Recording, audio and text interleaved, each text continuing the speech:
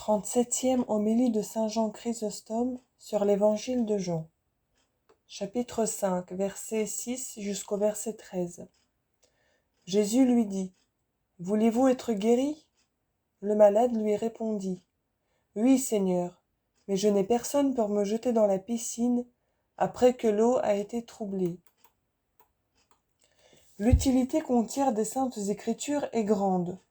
Le profit en est impérissable, comme le déclare saint Paul en disant : « Car tout ce qui est écrit a été écrit pour nous servir d'instruction, à nous autres, qui nous trouvons à la fin des temps, afin que nous concevions une espérance ferme par la patience et par la consolation que les Écritures nous donnent. » Épître aux Romains, chapitre 15, verset 4.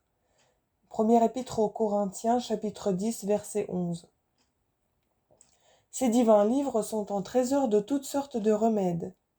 Faut-il réprimer l'orgueil, éteindre la concupiscence, fouler aux pieds les richesses, mépriser la douleur, élever le cœur, lui donner du courage et de la fermeté, fortifier la patience ? C'est là que chacun trouve de prompts et de puissants secours. Quel homme en effet parmi ceux qui depuis longtemps luttent contre la pauvreté, ou qu'une dangereuse maladie retient dans leur lit, ayant lu ces belles paroles de l'apôtre, ne se sentira pas pénétré d'une vive consolation ? Ce paralytique de 38 ans voit chaque année les autres malades recouvrer la santé. Il se voit lui-même toujours dans son infirmité, et il ne se laisse point abattre, et il ne se décourage point, encore que le chagrin d'avoir vu tant d'années s'écouler inutilement, et d'attendre d'un avenir incertain, où ne se montrait nulle lueur d'espérance, puisse bien le mettre au supplice. Écoutez donc sa réponse, considérez toute l'horreur de son infortune. Jésus-Christ lui ayant dit : « Voulez-vous être guéri ? » Il répondit : « Oui, Seigneur, mais je n'ai personne pour me jeter dans la piscine après que l'eau a été agitée. » Quoi de plus triste que ces paroles ? Quoi de plus malheureux quand elle sort ? Voyez-vous ce cœur brisé par une si longue misère ? Ne remarquez-vous pas comme il retient et étouffe son chagrin ? De sa bouche il ne sort aucun blasphème, aucun murmure. Tel que dans la calamité et dans l'affliction, nous entendons souvent plusieurs en prononcer.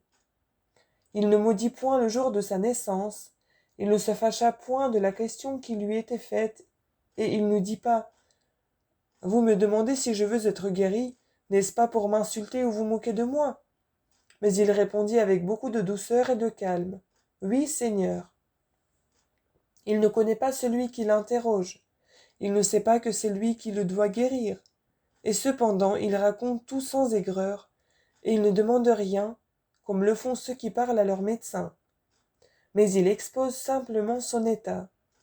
Peut-être s'attendait-il que Jésus-Christ l'aiderait, et lui prêterait la main pour le jeter dans l'eau. Peut-être aussi voulait-il par ses paroles le toucher et l'y engager. Que dit donc le Sauveur ? Voulant montrer qu'il pouvait tout faire par sa parole.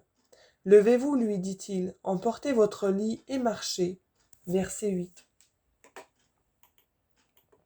Quelques-uns croient que ce paralytique est le même que celui dont parle saint Matthieu, mais il n'en est rien, comme le démontrent en grand nombre de preuves. Premièrement, celui-ci n'avait personne qui eût soin de lui, mais celui-là avait bien des gens qui le soignaient et le portaient. L'autre dit : « Je n'ai personne. » La réponse fait une seconde différence. Celui-là ne parle point, celui-ci raconte tout ce qui le regarde. Une troisième preuve se tire du temps. L'un fut guéri en jour de fête et le jour même du sabbat, l'autre en un autre jour. Il y a aussi une différence de lieu. Celui-là est guéri dans une maison, celui-ci auprès de la piscine. Le mode de guérison est aussi différent. Là, Jésus-Christ dit : « Vos péchés vous sont remis. » Ici, il guérit premièrement le corps et l'âme ensuite. Là, il donne la rémission car il dit : « Vos péchés vous sont remis. » Ici, il invite, il exhorte à se tenir sur ses gardes pour l'avenir. « Ne péchez plus à l'avenir, dit-il, de peur qu'il ne vous arrive quelque chose de pire. » Évangile de Jean chapitre 5 verset 14. Les accusations des Juifs ne diffèrent pas moins. Ici, ils blâment Jésus-Christ d'avoir fait la guérison le jour du sabbat. Là, ils l'accusent d'avoir blasphémé. Pour vous, mon cher frère, considérez l'immense sagesse de Dieu. Il ne fit pas sur le champ sortir le paralytique de son lit, mais premièrement, discourant avec lui et l'interrogeant, il gagne son affection et sa confiance, afin d'ouvrir dans son cœur un chemin à la foi. Et non seulement il le fait lever et le guérit, mais encore il lui commande de porter son lit, afin d'établir la réalité du miracle, et que personne ne pût y soupçonner de prestige ou d'illusion. En effet, si les membres n'avaient pas repris leur force et leur vigueur, il n'aurait pas pu porter son lit. Souvent Jésus-Christ en use de la sorte pour mieux clore la bouche à l'impudence des incrédules. Dans le miracle des pains, Évangile de Matthieu chapitre 14 versets 1 à 14, de peur que quelqu'un ne dît que le peuple avait seulement été rassasié et que la multiplication des pains n'était qu'une pure imagination, il eut soin qu'il restât une grande quantité de morceaux. Quand il eut guéri le lépreux, il lui dit : « Allez vous montrer au prêtre. » Évangile de Matthieu chapitre 8 verset 4, afin de rendre manifeste cette guérison et de réprimer l'insolence de ceux qui l'accusaient d'aller contre les préceptes de Dieu.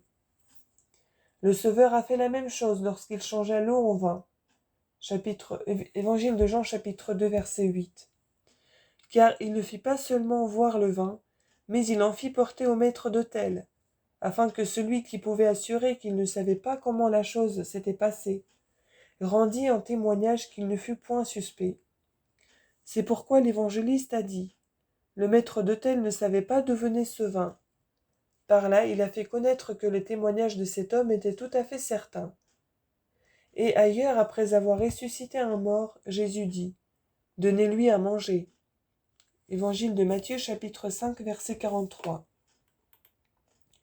Pour rendre indubitable le miracle de cette résurrection, c'est par toutes ces choses que Jésus-Christ persuade même les plus insensés qu'il n'est point en fourbe ou en enchanteur, et qu'il est venu pour le salut de tous les hommes. Mais pourquoi à ce paralytique Jésus-Christ ne demande-t-il pas la foi, comme à ces aveugles à qui il dit : croyez-vous que je puisse faire ce que vous me demandez ? Évangile de Marc chapitre 6 verset 35, Évangile de Luc chapitre 9 verset 12, Évangile de Matthieu chapitre 9 verset 28.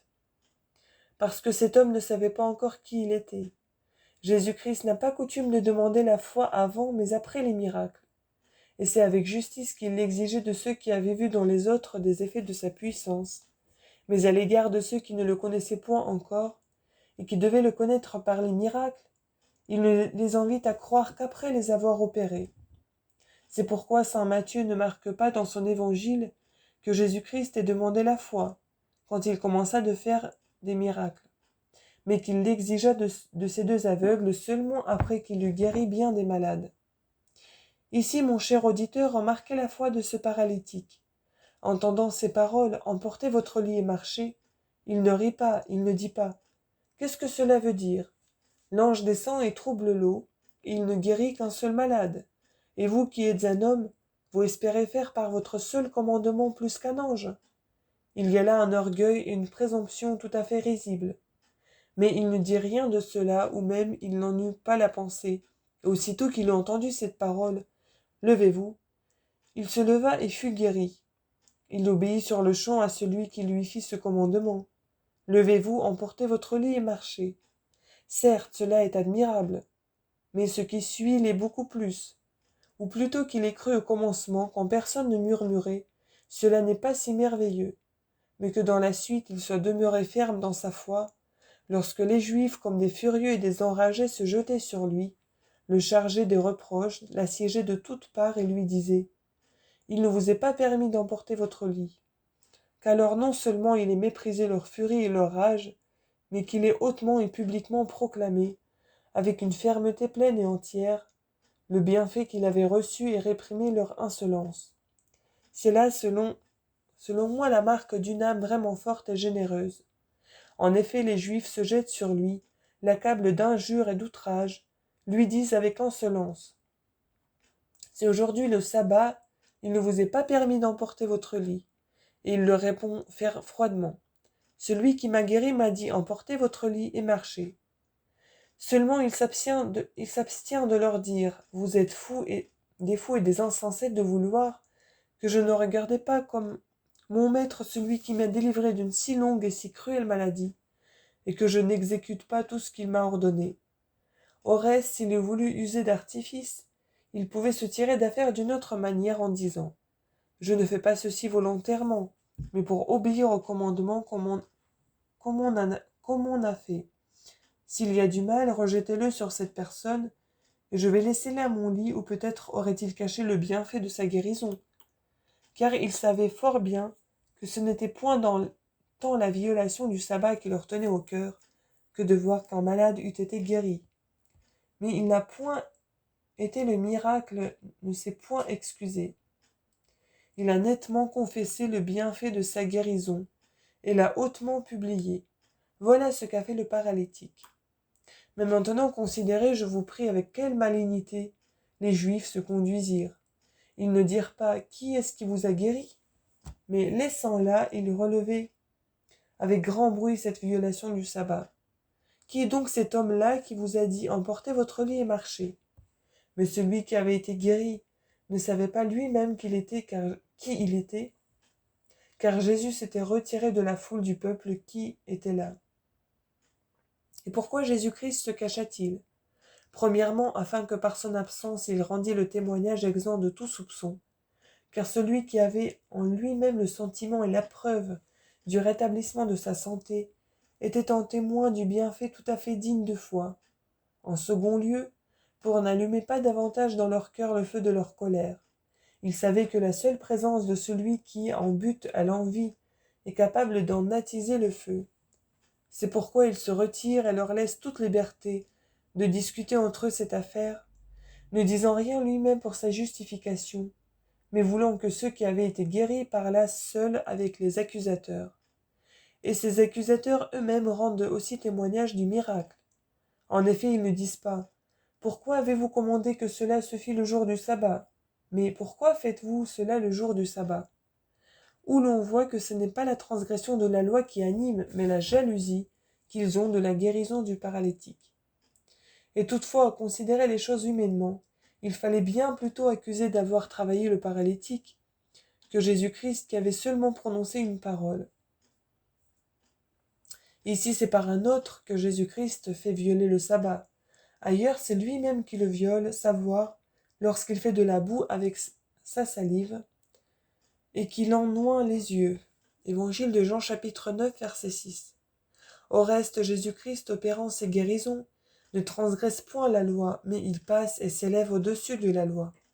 Nous reviendrons sur ce sujet dans la suite, car étant accusé de ne pas garder le sabbat, il ne se justifie pas partout de la même manière, c'est ce qu'on doit exactement observer. Mais en attendant, voyons, mes frères, combien est grand le mal que produit l'envie. Voyons de quelle manière elle aveugle les yeux de l'âme pour la ruine de celui qui l'éprouve. Comme souvent ceux qui sont transportés de fureur se plongent le poignard dans le sein, de même aussi les envieux, ne regardant qu'à la perte de celui à qui ils portent envie, se précipitent avec une brutale impétuosité à la leur propre. Ces hommes sont pires que les bêtes mêmes, car si les bêtes s'arment contre nous, c'est ou parce qu'elles n'ont point à manger, ou parce que nous les avons provoquées. Mais ceux-ci, après avoir reçu des bienfaits, traitent souvent comme ennemis leurs propres bienfaiteurs. Sûrement ils sont pires que les bêtes, pareils aux démons. Ou plutôt, peut-être sont-ils plus méchants qu'eux. En effet, les démons ont contre nous une haine implacable, mais du moins ils ne dressent pas de piège aux autres démons, leurs semblables. Et même Jésus-Christ se servit de cet exemple pour réfuter les Juifs, lorsqu'il disait qu'il chassait les démons par Belzébuth. Évangile de Matthieu, chapitre 12, verset 24. Les envieux, au contraire, ne respectent même pas les êtres de leur nature. Ils ne s'épargnent pas eux-mêmes, car avant de nuire à ceux à qui ils portent envie, ils nuisent à leur âme et en la remplissant vainement de troubles et de tristesse. Ô homme, pourquoi vous tourmentez-vous du bien qui arrive à votre frère ? Vous devriez vous affliger du mal qui vous arrive et non du bonheur de votre prochain. Voilà pourquoi votre péché est tout à fait indigne de pardon. L'impudique peut s'excuser sur la concupiscence, un voleur sur la pauvreté, un homicide sur la colère.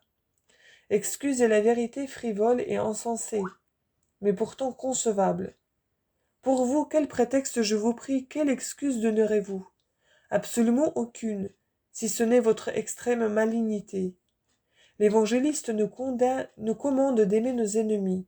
Évangile de Matthieu, chapitre 5, verset 44. À quel supplice serons-nous condamnés si nous haïssons nos amis? Et si celui qui aime ses amis n'a rien fait de plus que ce que font les païens, celui qui fait du mal à ceux qui ne le font ce point, quel pardon, quelle consolation peut-il espérer? Écoutez saint Paul qui dit « Quand j'aurai livré mon corps pour être brûlé, si je n'ai point la charité, tout cela ne sert de rien. » Première épître aux Corinthiens, chapitre 13, verset 3. Or que là où est la jalousie et l'envie, là il n'y a absolument point de charité. C'est ce qu'on ne peut ignorer. Cette passion est pire que la fornication et l'adultère, car ces derniers vices s'arrêtent dans celui qui les commet, mais l'envie étend son tyrannique empire sur tout. Elle a renversé des églises entières, elle a désolé tout l'univers, elle est la mère des meurtres. C'est elle qui a excité Caïn à tuer son frère. L'envie a animé Ésaü contre Jacob, ses frères contre Joseph, le diable contre tout le genre humain. Mais vous ne tuez point. Ah, vous commettez de bien plus grands crimes que le meurtre, lorsque vous priez pour que votre frère soit couvert d'ignominie, lorsque vous lui tendez des pièges de tous côtés, lorsque vous rendez inutiles tous les travaux qu'il a entrepris pour la vertu, lorsque vous ne pouvez souffrir qu'il soit agréable maître du monde. Ce n'est donc pas lui que vous attaquez, mais c'est celui qu'il adore et qu'il sert. Voilà celui à qui vous faites un outrage lorsque vous voulez qu'on vous honore préférablement à lui. Et ce qui est pire que tout le reste, ce crime énorme, vous n'y voyez qu'une chose indifférente. Que vous fassiez l'aumône, que vous veilliez, que vous jeûniez, vous êtes le plus méchant de tous les hommes si vous portez envie à votre frère. Les exemples le prouvent. Un Corinthien tomba dans la fornication. Première épître aux Corinthiens, chapitre 5, verset 1. Mais il en fut repris et se convertit promptement. Caïn porta envie à Abel, et jamais il ne se guérit. Mais quoique Dieu prodiguait les remèdes à la plaie de son cœur, il s'aigrissait davantage et se hâtait encore plus de commettre le meurtre qu'il avait médité. D'où vous voyez que cette passion est plus forte et plus violente que l'autre, et que difficilement on s'en délivre si l'on y fait une grande attention. Arrachons-la donc jusqu'à la racine, cette misérable passion. Considérant que autant nous offensons Dieu lorsque nous envions la prospérité de notre frère, autant nous lui sommes agréables lorsque nous nous réjouissons avec le prochain du bien qui lui arrive, et que par là nous nous assurons une part de récompense préparée pour celui qui fait le bien. C'est pourquoi saint Paul nous exhorte à être dans la joie, avec ceux qui sont dans la joie, et à pleurer avec ceux qui pleurent. Épître aux Romains, chapitre 12, verset 15. Afin qu'à ces deux titres nous retirions un grand profit. Considérons donc que quoique nous travaillions pas nous-mêmes, si nous avons de bons sentiments pour celui qui travaille, nous nous assurons une part de ses couronnes. Chassons toute envie et allumons dans nos cœurs le feu de la charité, afin que par les louanges et les applaudissements que nous donnerons aux belles actions de nos frères, nous acquérions et les biens présents et les biens futurs, par la grâce et la miséricorde de notre Seigneur Jésus-Christ, par qui et avec qui soit la gloire au Père et au Saint-Esprit, maintenant et toujours et dans tous les siècles des siècles. Ainsi soit-il.